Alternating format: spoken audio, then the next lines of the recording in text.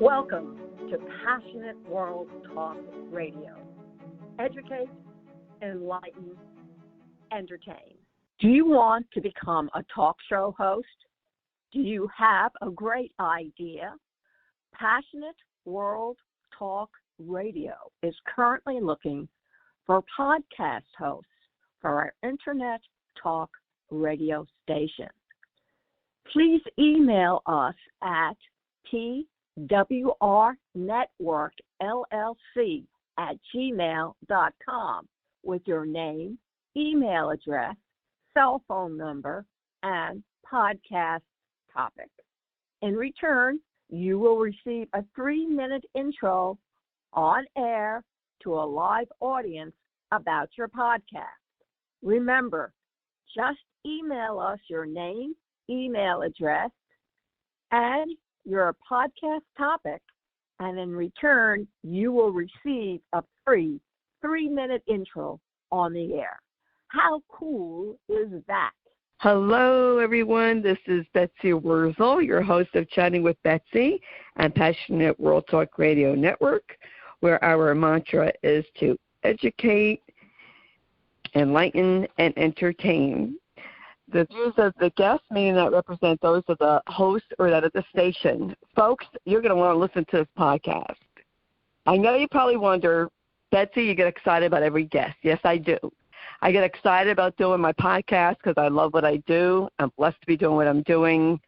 And I love people, and I'd love to have people on who have a cause and who help people, who are making a difference and need to be heard. So this guest that I have on, he does work that is close to my heart. He works with people who have different disabilities, dementia, and this is close to my heart. So, yes, I do get excited and passionate. And I don't apologize for it either. That's who I am. And my guest today is Robert Kershaw. He goes by the pen name Eli Shaw. He wrote the book, If I Die Before I Wake, which is on his website, which we will give you later. Robert is a visual display artist, an author, a freelance photographer, and I love the quote that Robert has on his website, which is, his mission in life is to enjoy it, learn from it, and leave it better than how he found it. Well, that's a mission for all of us now, isn't it? I want to welcome Robert Kershaw to Chatting with Betsy. Welcome, Robert. Thank you so much, Betsy. I really appreciate this. Oh, you're welcome. Thank you for coming on. I always ask the authors who write the books, your book is If I Die Before I Wake. Why did you write the book, and what would you like the readers to take away from it? I know that's a loaded question. It's one I've been asked quite a few times. Yeah, the reason why I wrote the book is I've been a caregiver for the last 63 years.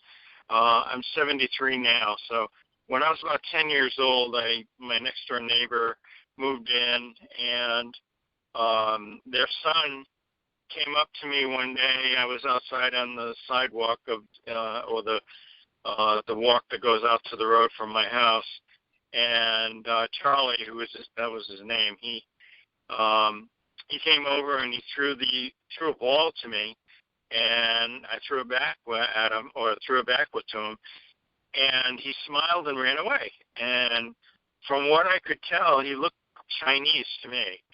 So when eventually I became friends with him, and I told my mother I have a Chinese friend, and she said, "Oh, really? Well, why don't you invite him over for supper?" And so I did. And after supper, he came over and we talked and whatnot. We had a great time. And after supper, my mother asked me to wipe the dishes. Well, in our house, that was kind of the location where she had a captive audience. And I knew that if I was going to wipe dishes, I was either going to be scolded or I was going to be, or there was something she wanted to talk to me about. So, so I was wiping the dishes, and she said, "Well, I don't want to discourage you or let you down or anything, but I don't think Charlie is Chinese." And I said, oh, okay. And I was kind of disappointed because I kind of wanted a Chinese friend. The only thing I knew about China was that if I didn't eat my peas or my carrots or whatever, all the kids in China were going to starve, you know. So at 10 years old, that was my mindset. And I think for a while, I mean, she was talking to me about a lot of stuff, and then she said, well, he's not Chinese, but he has Mongoloidism, and he's a Mongoloid. And I said, oh, okay. So I didn't know much about that, so I looked it up in the encyclopedia. We had a huge cabinet that had the encyclopedia in it, and of course I was always in it. And I looked it up, and I showed a map on it, and the word came from Mongolia. So when I looked at Mongolia, it was close enough to China, so I figured, well, my friend is Mongolian, so I guess that's okay. Well, I didn't realize then, but Mongoloidism was what we used to call Down syndrome. So he was actually with Down syndrome, and so anyway, we became friends, and I became his mentor and all that stuff. And I used to keep him away from the bullies. The bullies used to try to tease him and whatnot, because I would jump in and get beat up first, and then I would say, Charlie, run, and he would run. So, or he used to waddle. I used to call it waddling instead of running. But he was such a character. And one summer, I guess the following summer, I was going to go to camp for the summer, and I asked him if he was going to go to camp, and he said, no, they don't take people like me. So I didn't understand that, but I went to camp. When I came back, he was gone. His house was empty. He had moved. His family had moved away. I found out his father was in the military, and I guess was stationed somewhere else. So they had moved away. Well, at 10 years old, I pretty much thought that I was a failure, or I did something wrong, or there was or there was something not right about what happened, and he because he was gone. So I felt guilty about that for some reason. And apparently later on, I told my mother that I wanted to do something to change the way people treat people like Charlie, because they didn't treat him very well, and I was always trying to defend him and all this stuff. And I don't remember saying that, but in 1969, I started a camp when I was 19. 20. And I started a camp 3 years before I had the idea, and I created a group of kids, teenagers, to raise money and create a camp for kids with disabilities, which was unheard of in those days. This is, right. This was right time, I think, what's the name? The Kennedy mother there.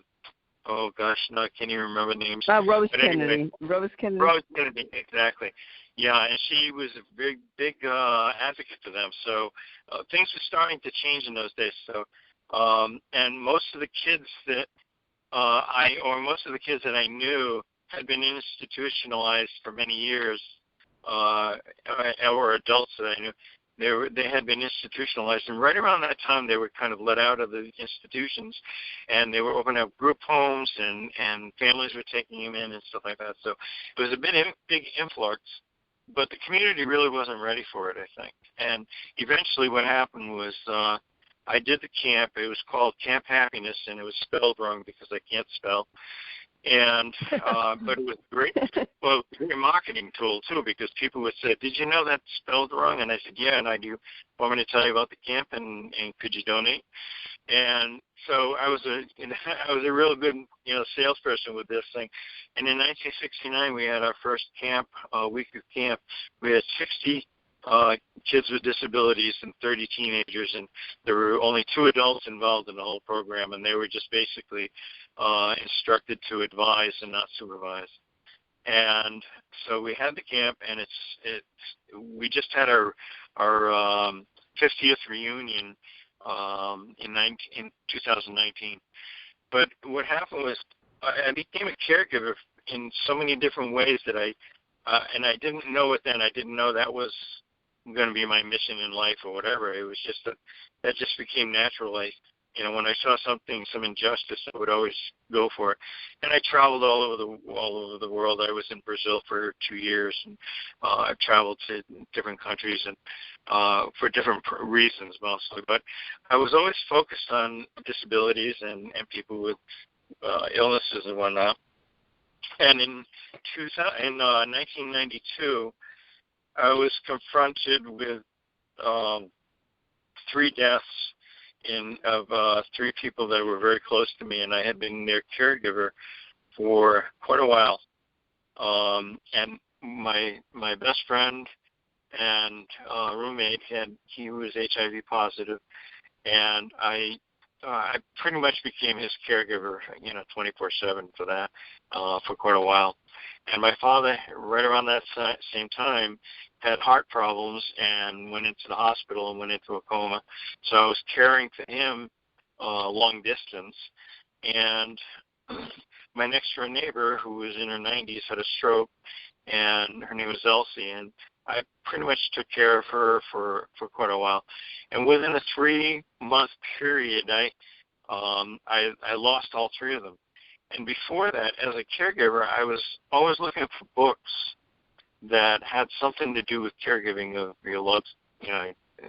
If you're taking care of your loved one, what do? There was really nothing out there. It was all nursing books and doctors' books and medication and blah, blah, blah, So I went to the New York Public Library. I lived in Queens at the time. And I figured with lions that big outside, I had to have the book that I needed. This was so spectacular a building that I figured it had to have something in there for me. And it didn't. And one of the librarians gave me a book, and he said, if you can translate this book into a caregiver's book, you'd be doing something. And I took the book home, and the book was called Caring for Your Pet. And what I found was, after reading it and trying to translate it or turn it around into more of a caregiving of a person, in many ways, that's how we are. That's what we go through. You have to know what the pee-pee dance is for the, for your dog or cat or whatever. Yes, when they want to go out, you have to know what that dance is. When they're hungry, you have to know what that dance is, because they can't tell you. And in a lot of cases where we're caregiving, we need to come up with some kind of communication. So anyway, one of my friend who had AIDS, Mark, he would say this every night. He said, "Listen, if I die before I awake, make sure that my checkbook is balanced," because he was the most meticulous person I've ever met. I used to hate him because he used to clean the table 4 times. And it was kind of like he would say that every night, and it kind of stuck in my head. And I never really related it to the prayer. I just related it to what we feel like when you're going to be going, because in those days, if you had AIDS, you were going to die, and it was just a matter of time. So he would always be very conscious of that, and he would say, if I die before I wake, do this, do that, call my mom, do this, or whatever. So that's where the name of the book came from, and also some of the programs that I did. But when I hit the last death, when my father finally died, and he was the last one to pass away, I felt like I hit a brick wall. I didn't know where to go. I must have, my emotions died. My esteem was down. I didn't feel good about myself. I was in a depression. And a friend of mine who was a psychiatrist took me out and got me drunk one night. And, of course, I ended up spilling my guts about who I was and, how I felt and why I felt so bad and whatnot. And he told me, why don't you start writing everything down in a notebook? Everything, how I got to where I am, why I feel this way. Let's say, write down your feelings, write down this and that and the other thing. So I did. And 6 months later, I gave him the notebook. And after he read it, he looked at me and he says, you need to write a book. And, of course, I didn't know much about writing at that time. And so I just started writing, and I would write as if, whatever came to my mind, I would create a chapter on it, and so it would, like when we all got together after Mark had passed away and all of his friends got together, I wrote about that and my emotions that were all, bundled up with that and whatnot. And it was all about caregiving, and I started to realize that everything we do, everything we experience in life, we are caregivers. We take care of ourselves. We take care of our cats, our dogs, our house, our families, our cars. We are natural caregivers. We just have this innate something that we need to take care of things or whatever, and for many different reasons. And what I realized was that everything about my life had to do with caregiving, and I didn't understand what caregiving was until a long period of writing and exploring and whatnot. And after getting involved with the HIV and AIDS programs and eventually my son, my son says he adopted me when he was 9. His mother was HIV positive, and in a program that I started called Legacy. And what I started to understand was that all of these things that we're going through, and the things that, like, his mother was trying to care for herself, but she was also trying to care for her son and her daughter, and it wasn't working, and there was all kinds of stuff, and her biggest concern was, I don't want to die a number or a statistic. I want to die with a legacy somehow. And that's where my program Legacy comes into. It's in the book. And my son and I have been very keen on looking back at that time, and now he has a daughter and a son, and we're talking about legacy constantly, about the fact that I may not see my grandson graduate, so I'm doing videos of me talking to my son like he's 20 years old, my grandson like he's 20 years old. Of course, my son got jealous and said, well, you're not going to leave me any videos, So now I'm doing something for him too. But well, that's a great idea to do that. So your book is it's a mix of your experiences and your stories to help other people. Exactly. It's a memoir. And basically all the aha moments, That's fantastic. You really have done a lot of work, and to be so sensitive at 10 years old and so in tune with someone else's feelings, especially with a boy, being a boy, that is fantastic. I wish more boys were like that and more men were like that, to be able to understand, it's okay to be caring and giving and nurturing. That's wonderful. Exactly, yeah. And I mean, there's a lot. I've met so many people who are, and even the guys that, that you say, I wish more men would like that. I've met so many men and friends of mine who, on the outside, they're pretty rough and gruff and, spit and do whatever. And yet, on the inside, once you get, once you get that past that crust, they're probably the most caring people you ever want to meet. It's just, I think society has created this facade that we have to stand up to, and if we don't meet that criteria of that facade that we have to have, we're not men, or we're not masculine, or whatever. And I see that, and I see a lot of that changing. I see a lot of that changing in a lot of the kids.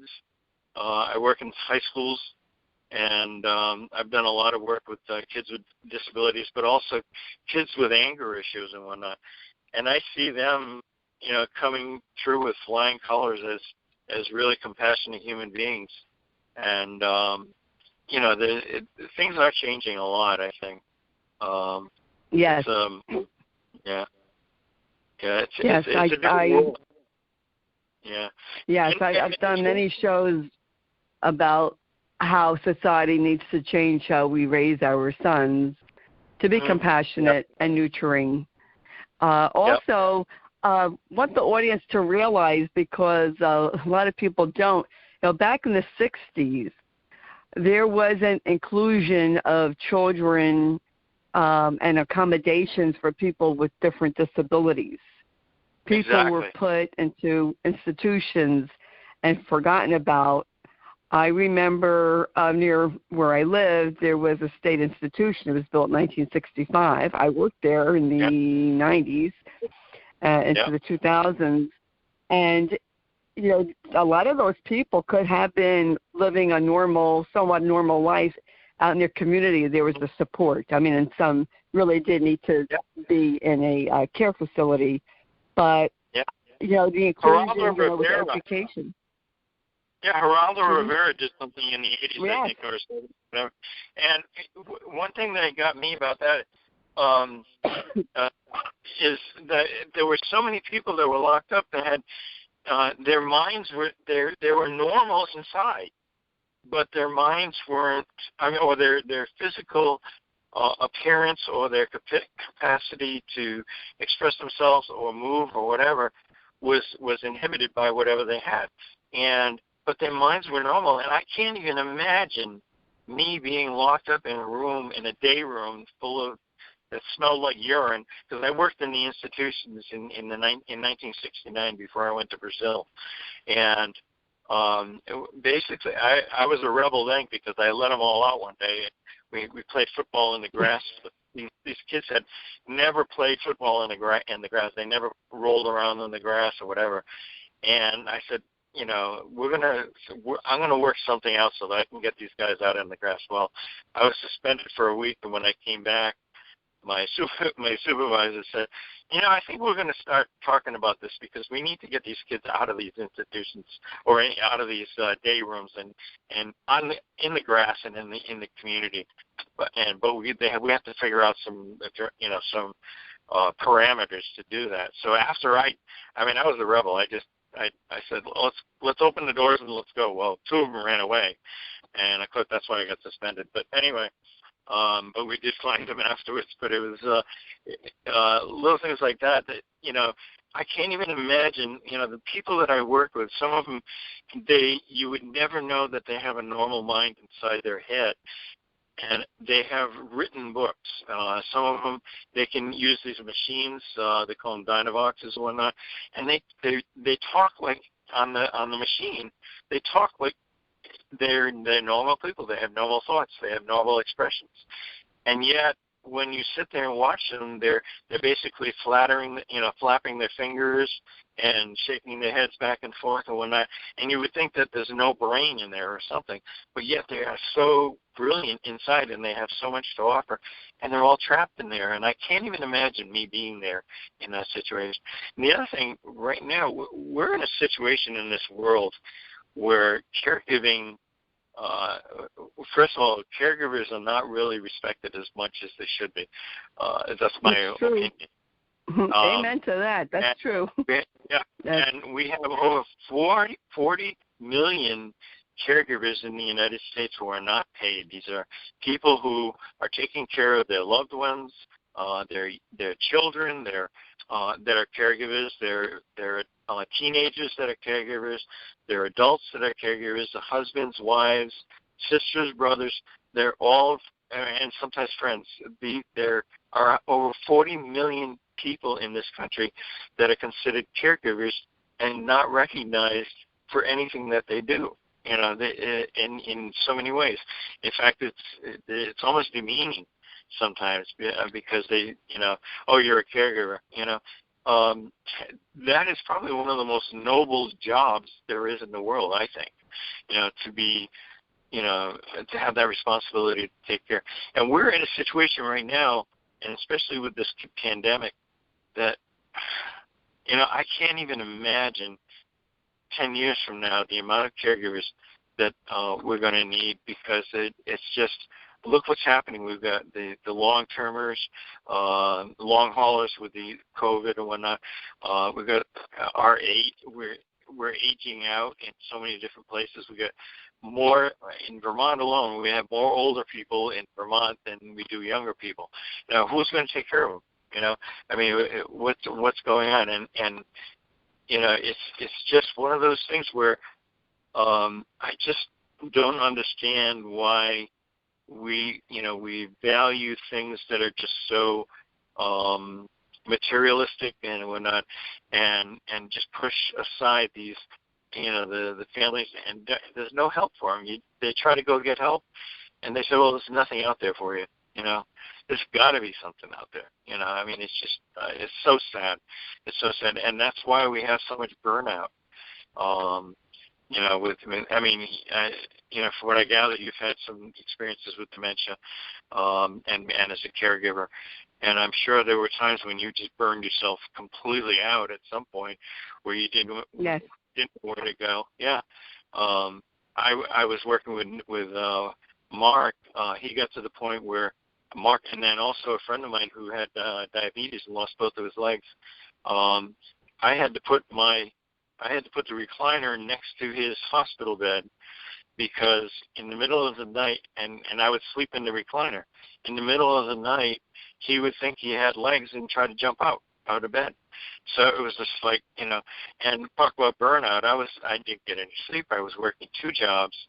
I was a caregiver and a school, and I worked in the school. Plus, I was taking care of Bert. He was a minister, and he had dementia also. So there were times when I was talking to him, he had no idea who I was. And when all of a sudden you want to take a break and go somewhere. So, and there was one time when I just decided I got to go to. I told him, I'm going to go out for a little while. I'll be right back. Well, I went out and I sat on the beach, and I must have fallen asleep. And I got back. I woke up. I had the headphones on, listening to Iani or something like that. And when I came back, he said, "Where have you been? Don't you know I need you here?" And it was just like I wanted to smack him. I wanted to just. I was, I got to that point where like, come here, let me whack you in the head or something. I don't know.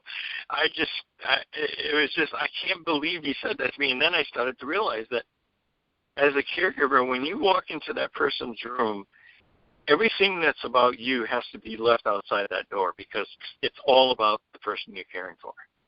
It's right.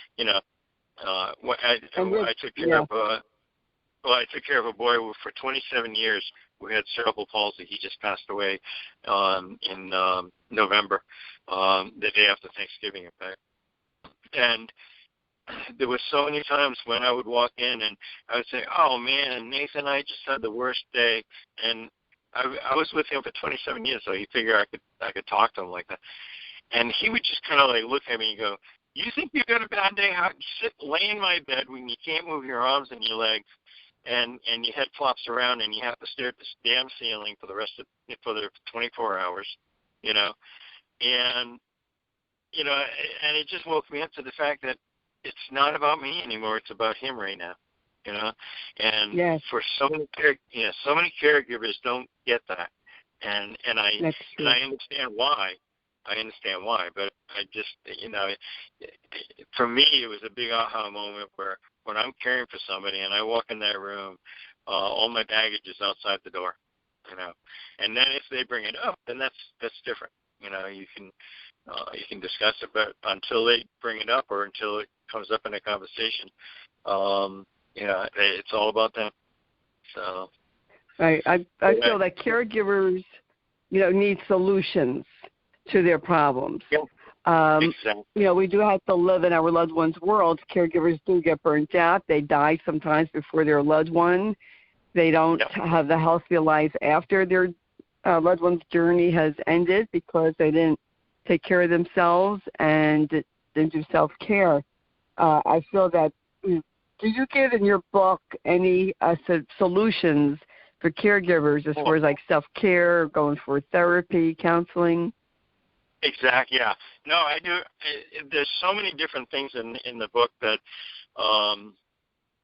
there's a lot of stuff. I read a lot of poetry, and in the poetry, there's a lot of stuff where it kind of it highlights what's going on with the person you're caring for. But then when you get right down to it, it's almost like your car basically is taking care of you. You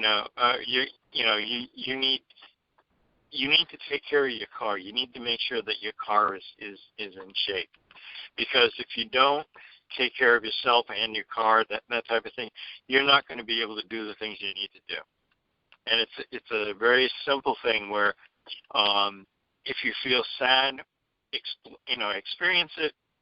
Try to find a way of kind of gelling it into something that you can actually mold or do something with. And I mean, I hate to sound so general about it, but there are so many different things that happen as a caregiver that are so intricate, and for every single person, that may not be the right solution, but there is a solution out there. And I mean, I've written. Sometimes I get people calling me up or writing notes, messages to me saying, "Well, I don't believe you.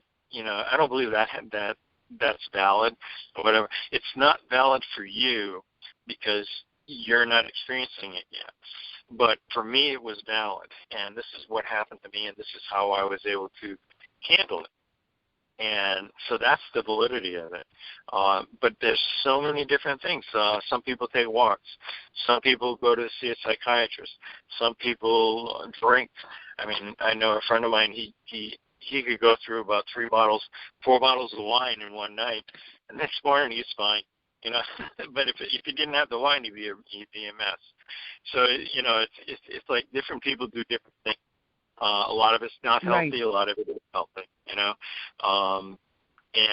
it's all about what your perception of who you are, your self-esteem, your ability to take care of yourself, and finding reasons why you need to take care of yourself. Because if you don't find a reason why you need to take care of yourself, you're not going to do it.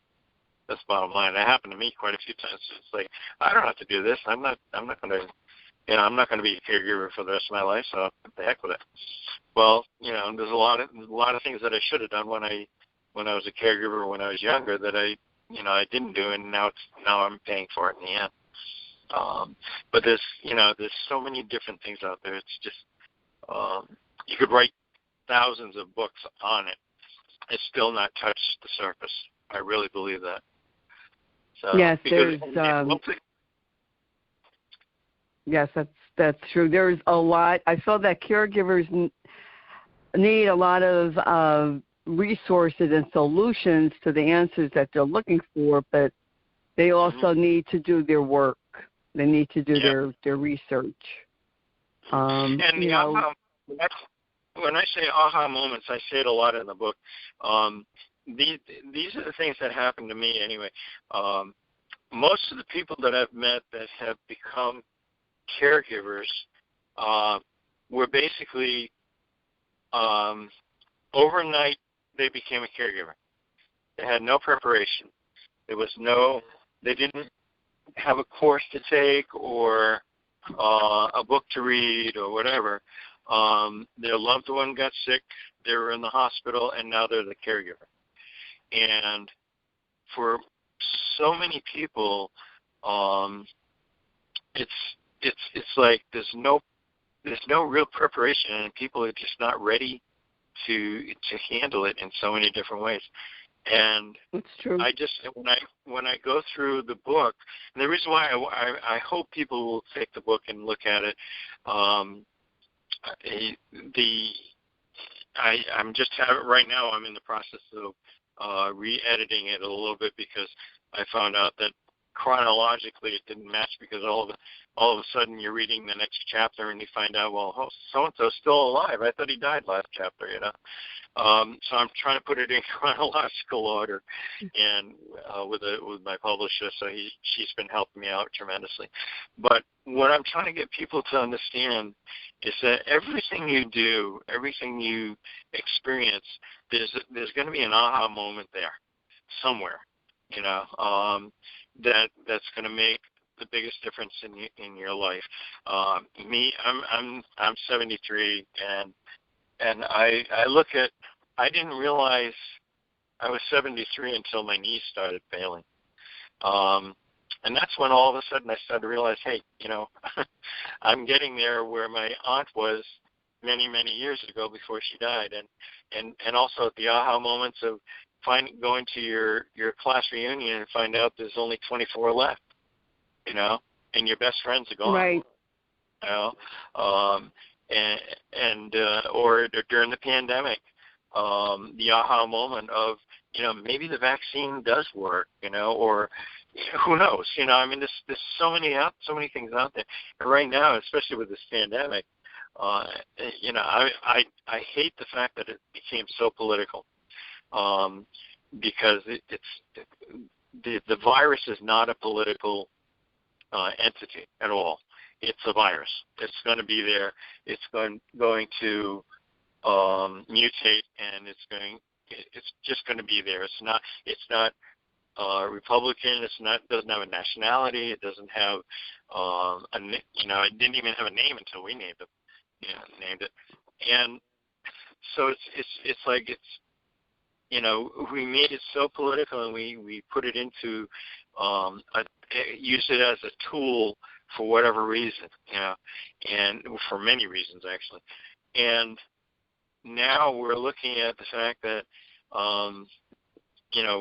we've got people, we've got an increase in the virus,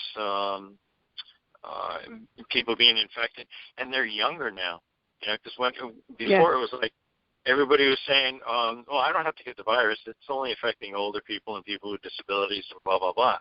And I got that from a lot of my friends. They said, I'm glad you got the virus, Bob, but, I'm a lot younger than you. I don't need it. I'm not going to worry about it. And besides, I feel healthy enough. I don't think I'll get really sick if I get the virus, And then all of a sudden there's an aha moment where someone died or whatever, So there's so many, and getting to the point where it's younger kids, Yes, makes you wonder. There's many aha moments in the course of each individual's caregiving. Robert, our time is up. Where can people buy your book? You can go on Amazon. It's called If I Die Before I Wake, A Caregiver's Journey. And my pen name is Eli Shaw, S-H-A-W, E-L-I-S-H-A-W. And if you want to go to my website is author Eli Shaw with no spaces .com. And on the website there's a lot of I've got a lot of photographs and a lot of some of the stories about some of the chapters and the people that are in the book, so that you can get a better idea of like the human part of it.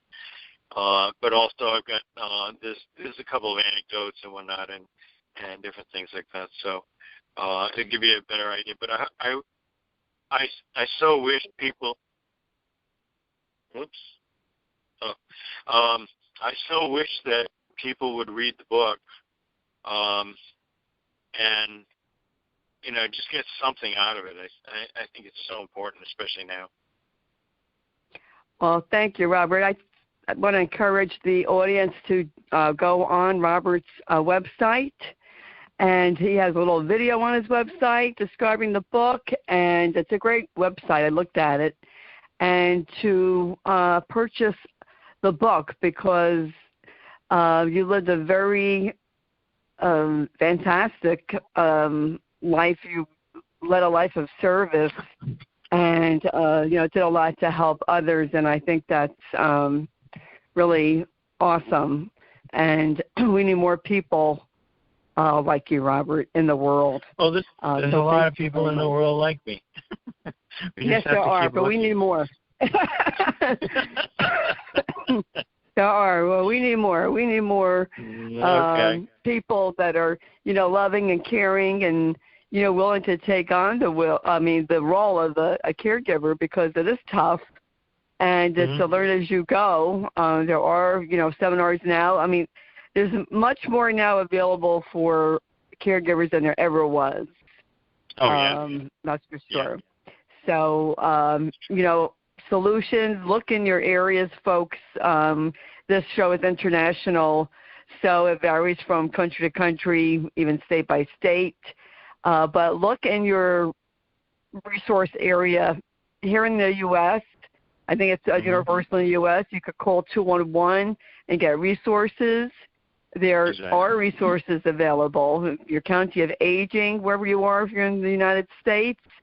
Out of the U.S., sorry, I really am not familiar with that, but I guess they still might have something that's called the Office of Aging, but check in your area of where you are, and there are resources. Speaking of a resource, I have a group, #Kick Alzheimer's Ass Movement, which is open to those who are caregiving, those who just want to be educated, those who have any kind of dementia from all walks of life.